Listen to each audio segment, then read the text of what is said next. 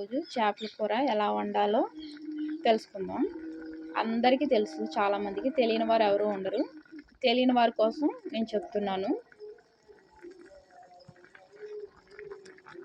మొదటిగా అల్లం వెల్లుల్లిపాయ పేస్ట్ వేసుకున్నాను. ఆ తర్వాత చింతపండు నేను 5 పీసులు తీసుకున్నాను పెద్దవి.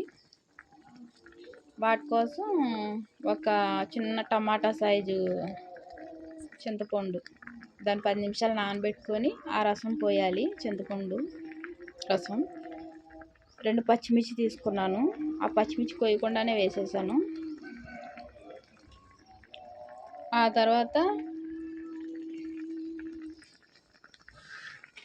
పచ్చిమిర్చి 2 పచ్చిమిర్చి, అది ఆ రసం అంతా దిగుతుంది. టమాటాలు 2, కరివేపాకు, కొత్తిమీర లేదు, కరివేపాకు వేసుకున్నాను.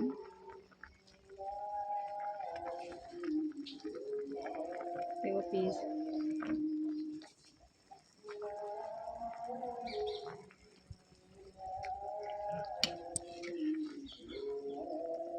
పెద్ద పీసులు 5 తీసుకున్నాం.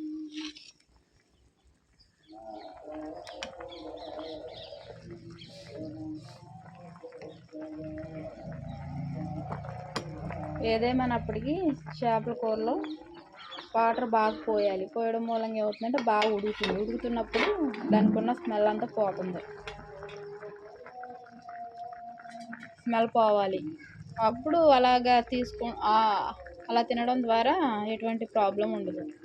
సరిగ్గా ఉడకపోతే తెలుసు కదా, ఇబ్బంది పడాలి. కారం, సాల్ట్, పసుపు ఎంత కావాలో మనకు సరిపడా వేసుకోవాలి. ఉడుకుతుంది. బాగా దగ్గర అయ్యాక కలర్ఫుల్గా ఉంటుంది. చూద్దాం. కూర దగ్గరకు వచ్చేసింది. చూడండి, పీస్ అసలు ఎక్కడ విడిపోవడం అలా జరగలేదు. చూసారా ఎలా ఉన్న పీస్ అలాగే ఉంది. అన్నీ అలాగే ఉన్నాయి.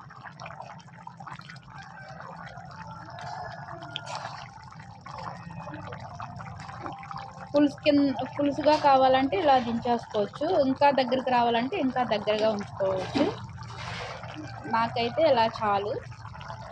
చాలా టేస్టీగా ఉంది. మీరు కూడా ఇలా వండండి ఒకసారి. ఇందులో ఫిష్ మసాలా ఏమీ అవసరం లేదు. మనకి సరిగ్గా ఏది ఎంత వేసుకోవాలో తెలిస్తే అవేమీ అవసరం లేదు. కానీ ఎవరిష్టం వారిది.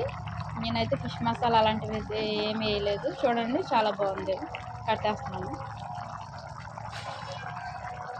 ఈరోజు చేపల కూర. సబ్స్క్రైబ్ చేయండి ఫ్రెండ్స్.